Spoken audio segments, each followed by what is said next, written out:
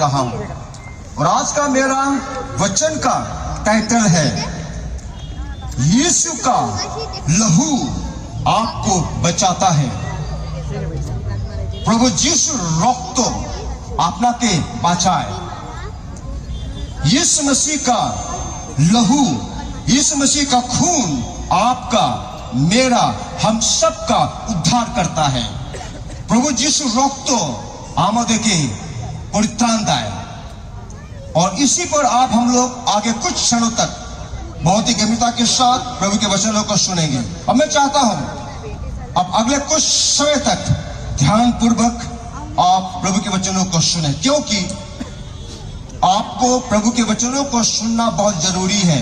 कल मैंने बताया था, आज के शाम फिर से एक बार प्रभु यीशु मसीह आपको व्यक्तिगत रूप से आशीष देना चाहता है और आप आशीष पाएंगे, हमारी प्रार्थना यह है।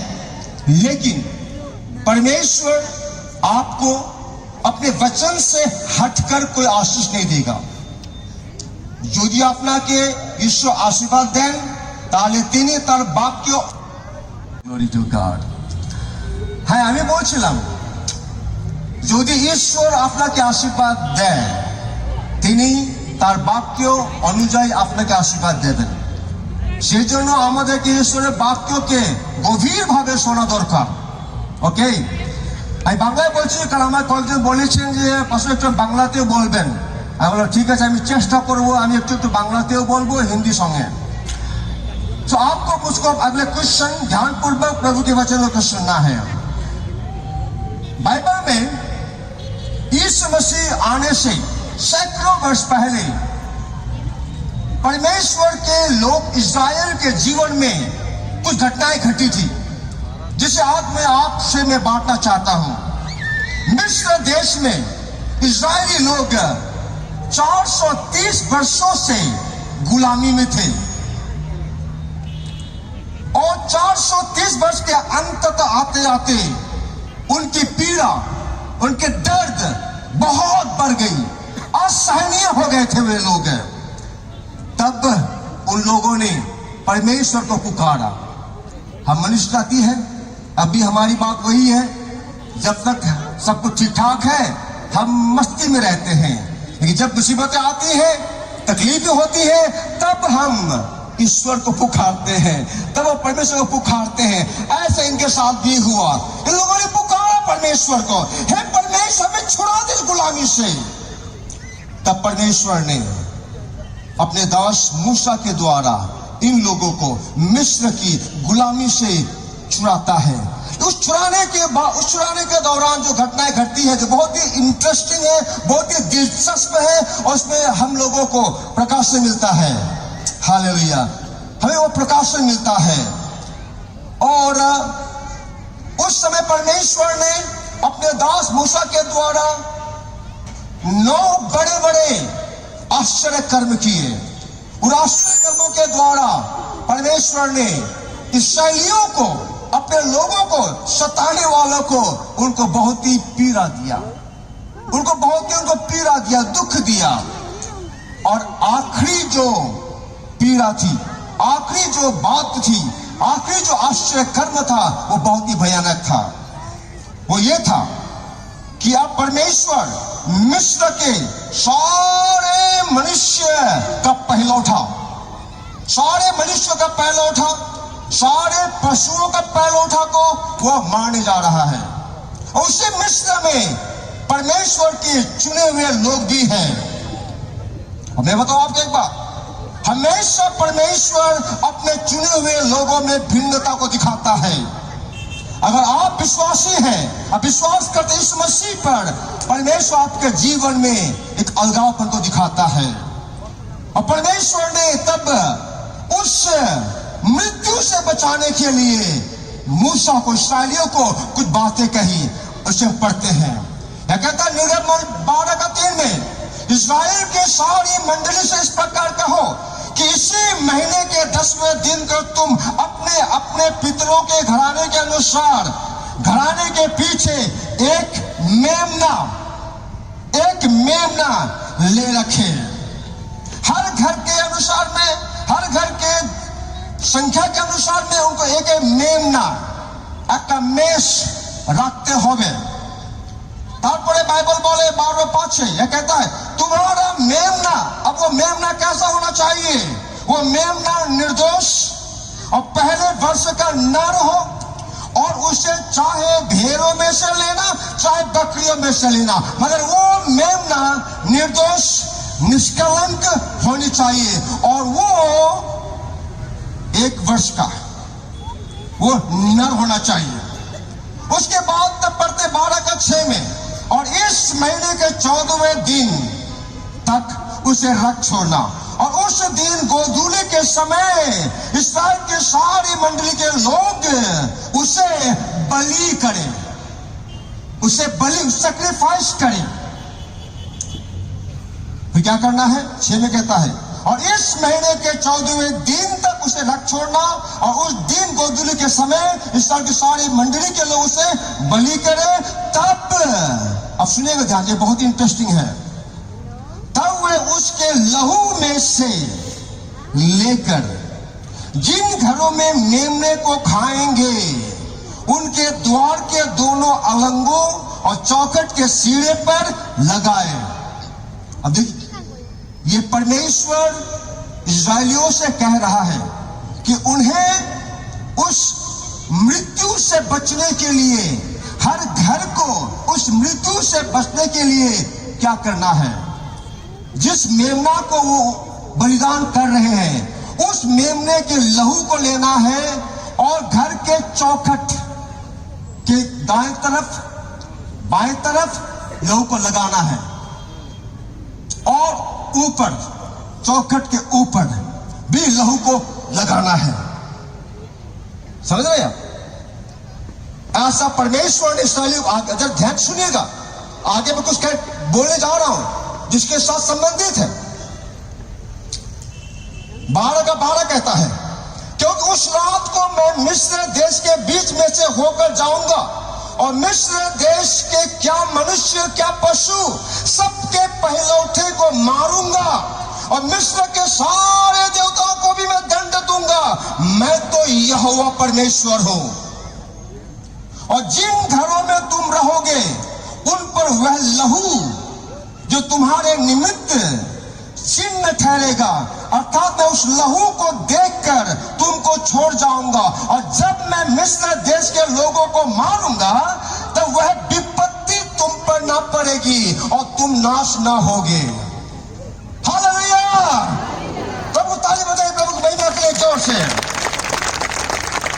उस मेमने के लहू के कारण इस्राएली लोग उस महामारी से, उस मृत्यु से ये लोग बच रहे थे, उस मेमने के खून के द्वारा।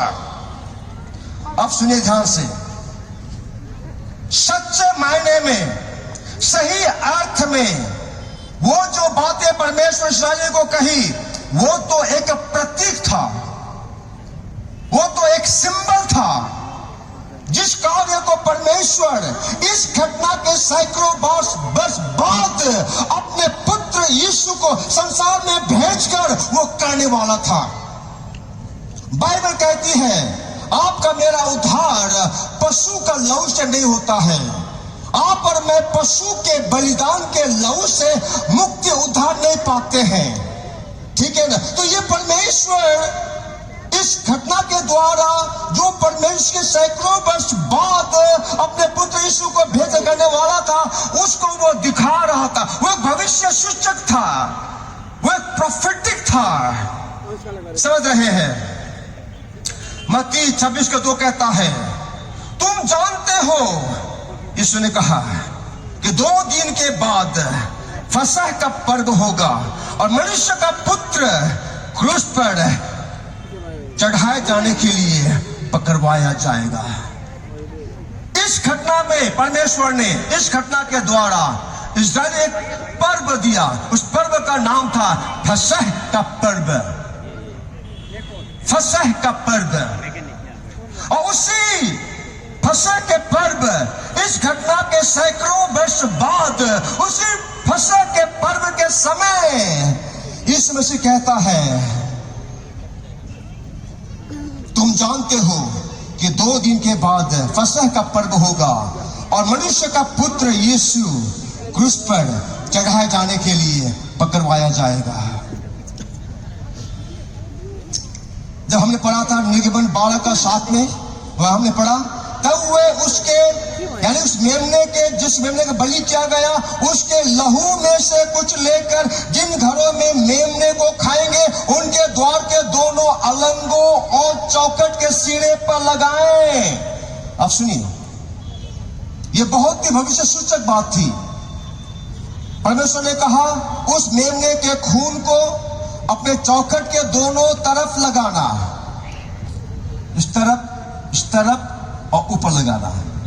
और ये जो है ना, ये उस क्रूस को दर्शाता है जिस क्रूस पर यीशु मसीह इस घटना के सैकड़ों वर्ष बाद हम सारे मानव जाति के लिए, आपके लिए, मेरे लिए, हम एक एक व्यक्ति के लिए यीशु मसीह उस क्रूस पर जो मरने वाला था,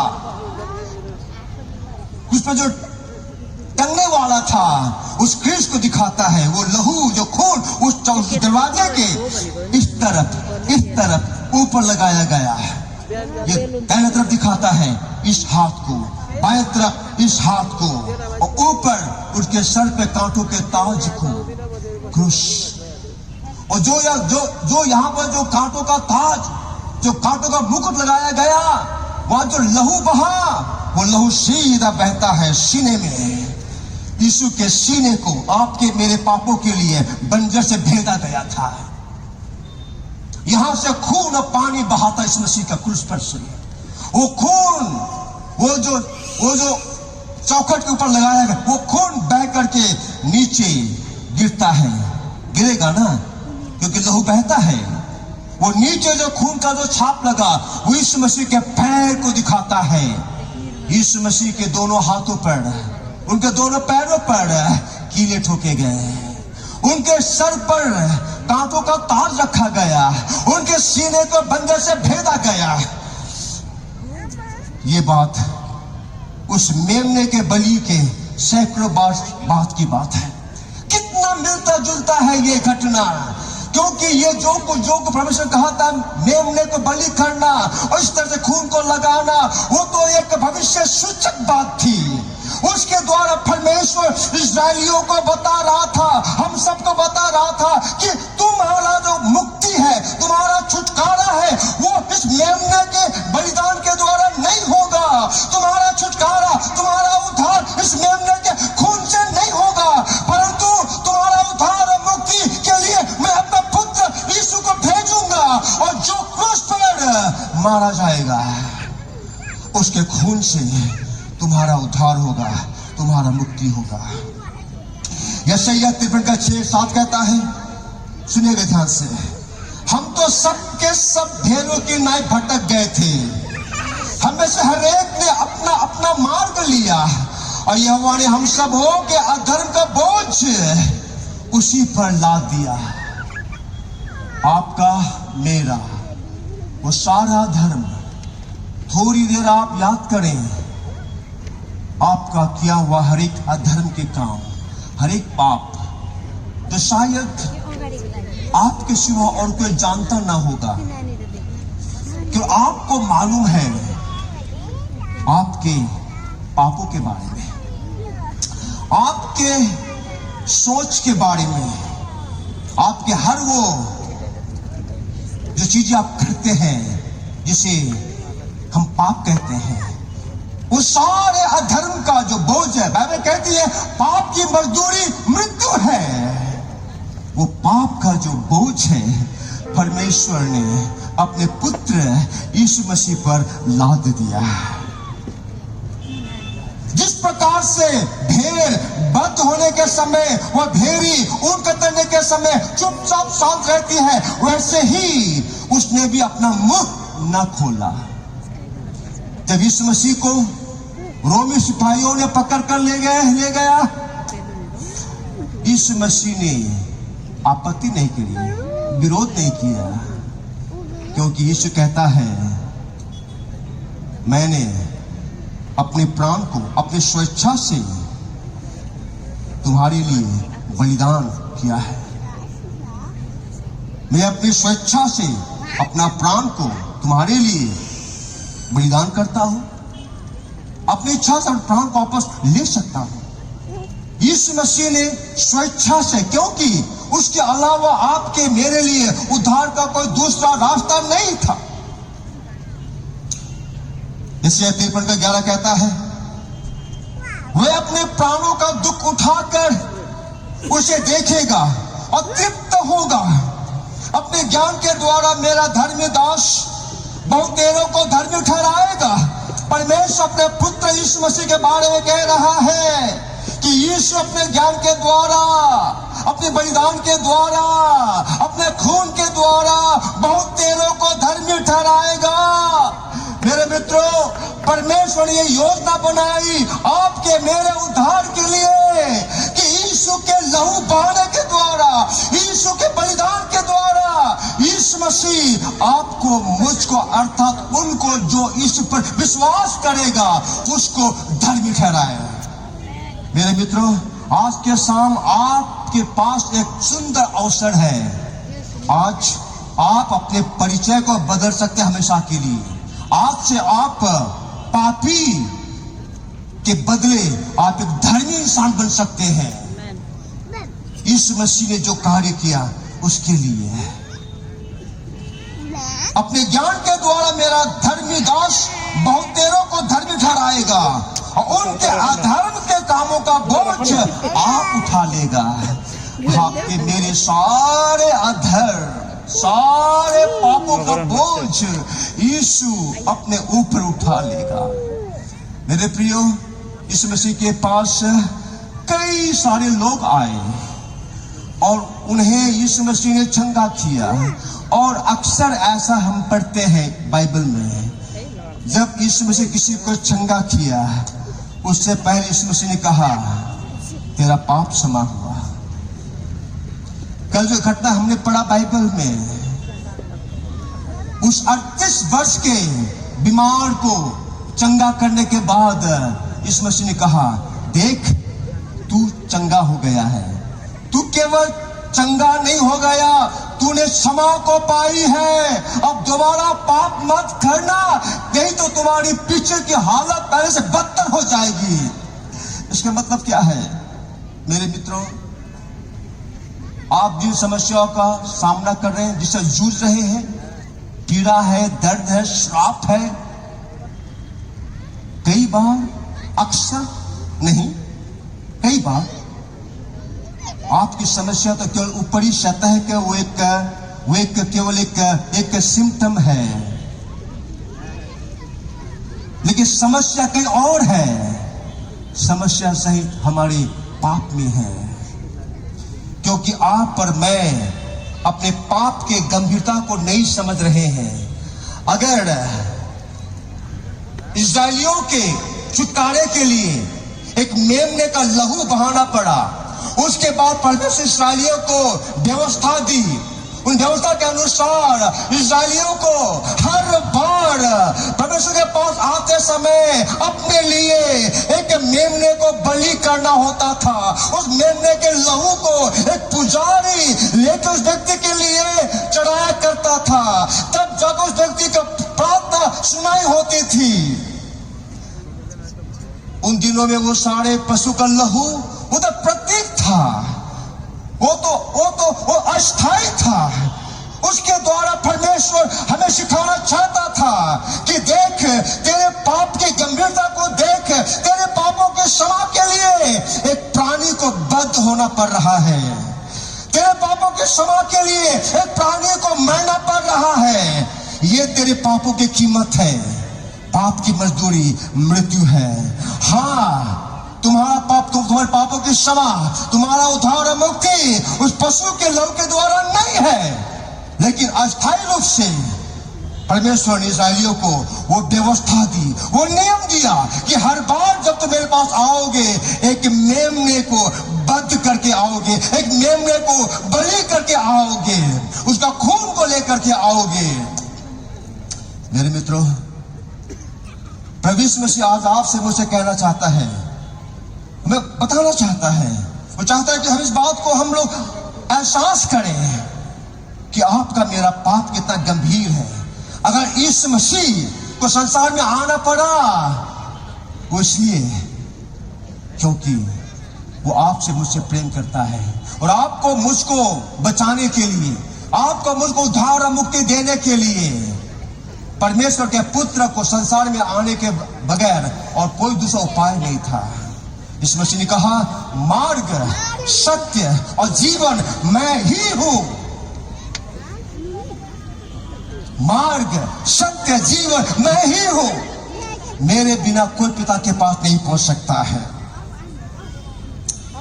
पहला कुरिन्थी 5:7 कहता है, क्योंकि हमारा भी फसह जो मसीह है वो बलिदान हुआ।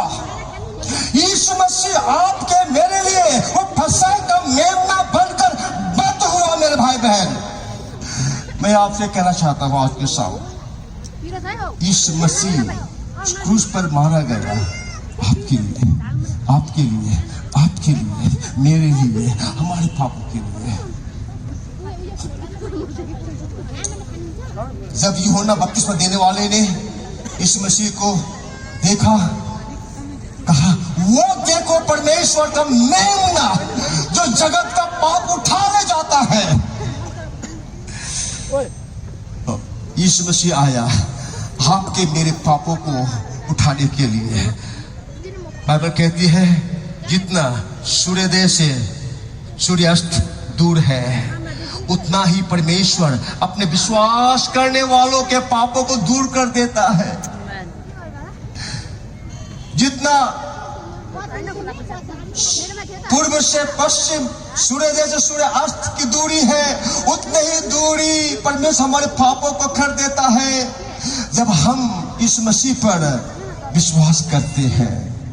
पहला पत्रस 1:18-19 कहता है, आता हूं कि आपके मेरे रुपए पैसे खर्च करने के द्वारा, हमारे गिरजा घर बनाने के द्वारा, मंदिरों को बनाने के द्वारा आपका मेरा उद्धार और मुक्ति नहीं होता है। बाइबल कहती है, पर निर्दोष और निष्कलंक मेमने अर्थात मसीह के बहुमूल्य लहू के द्वारा हुआ है। मेरे मित्रों, परमेश्वर ने अपना पुत्र यीशु का बहुमूल्य लहू से आज उस पर विश्वास करने वाले का उद्धार और मुक्ति करता है। बाइबल कहती है पहला यूहन्ना 1:7 में, और उसके पुत्र यीशु का लहू हमें सब पापों से शुद्ध करता है। कोई ऐसा पाप नहीं है जिसे यीशु का लहू शुद्ध ना कर सके। कोई ऐसा पाप, आप ऐसा कोई पाप कर ही नहीं सकते हैं जिसे यीशु मसीह का खून धो नहीं सकता, साफ नहीं कर सकता है। आप कोई ऐसा पाप कर ही नहीं सकते हैं जिसे यीशु मसीह क्षमा न कर सके।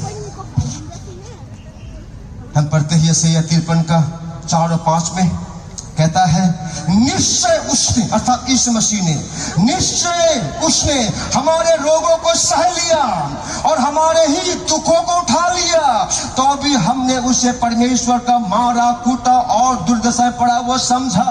परंतु वह हमारे ही अपराधों के कारण घायल किया गया और वह हमारे अधर्म के कामों के हेतु कुचला गया। हमारी शांति के लिए उस पर ताड़ना पड़ी कि उसके कोड़े खाने से हम चंगे हो जाएं। यीशु मसीह ने उस सारी बातों को सही है जो आज आप सह रहे होंगे। कोई ऐसी बात नहीं है जिसे आप कहें यीशु और यीशु आपकी बातों को ना समझ सके। जब आप कहते हैं कि प्रभु यीशु मुझे दर्द होता है, मुझे दुख होता है, यीशु मसीह कहता है, मैं समझ सकता हूं मेरी बेटी तेरे दर्द को, मैं समझ सकता हूं मेरा बेटा तेरे दर्द को। यीशु ने सब कुछ आपके मेरे लिए 2000 साल पहले सह लिया है और आज आपको उन सारे बातों को सहने की आवश्यकता नहीं है। बाइबल के अनुसार, धर्मशास्त्र के अनुसार बिना लहू बहाए पाप का क्षमा नहीं है। রক্ত ছাড়া আপনি ক্ষমা নেই, রক্ত ছাড়া अपना क्षमा नहीं। बाइबल कहती है इब्रानी 10:4 में, क्योंकि अनहोना है कि बैलों और बकरों का लहू पापों को दूर करे। यह संभव है कि पशु का लहू आपके मेरे पापों को क्षमा करे, ना ही इंसान का लहू हमारे पापों को क्षमा करे। एक बार की बात यह कहता है निर्गमन 32:32 में, एक बार की बात है जब इस्राएलियों ने पाप किया, घोर अपराध किया और परमेश्वर गुस्सा हो गया। परमेश्वर ने कहा अब मैं तुम्हारे साथ नहीं चलूंगा, अब मैं तुम्हारे साथ अपनी उपस्थिति को नहीं भेजूंगा। मूसा परमेश्वर का दास, वो जानता था अगर संसार में हमारे साथ परमेश्वर की उपस्थिति ना हो तो हम नहीं जी सकते हैं। आज बहुत ऐसे लोग हैं जो ईसाई धर्म को लेकर के जीना चाहते हैं। मेरे मित्रों, नो, आपको मुझको प्रभु यीशु मसीह की उपस्थिति चाहिए। और जब परमेश्वर ने